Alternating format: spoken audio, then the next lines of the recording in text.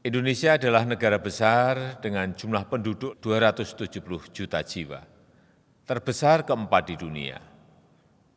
Dengan jumlah penduduk yang besar itu, dengan daya beli yang terus meningkat, Indonesia memiliki potensi pasar yang juga sangat besar, kekuatan pasar yang sangat menjanjikan. Namun, jangan sampai dengan kekuatan pasar yang besar itu justru dimanfaatkan oleh orang lain, oleh negara lain. Kita harus memanfaatkan pasar yang besar ini untuk meningkatkan industri di dalam negeri. Kita harus memanfaatkan untuk mempercepat industrialisasi, membuat produk dalam negeri dan sekaligus menciptakan lapangan kerja. Kita tidak boleh hanya sebatas sebagai konsumen yang menjadi target pasar dari produk-produk negara lain. Padahal kita memiliki produk dalam negeri yang hebat, banyak anak bangsa yang mampu menghasilkan karya-karya hebat. Apalagi di bidang industri kreatif seperti fashion, kuliner, kriya, film, musik, animasi, games, dan sebagainya.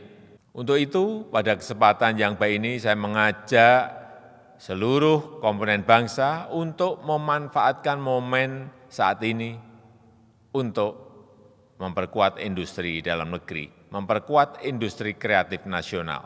Kita akan terus memperbaiki ekosistem berusaha bagi para pelaku industri kreatif. Kita harus ciptakan lebih banyak peluang bagi industri dalam negeri untuk makin berkembang. Kita harus terus munculkan potensi-potensi yang tersembunyi agar tampil memperkaya ragam kreasi khas Indonesia.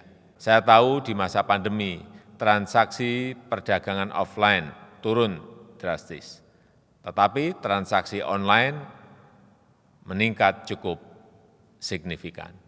Jangan sampai perdagangan online tersebut didominasi oleh pembelian produk-produk impor.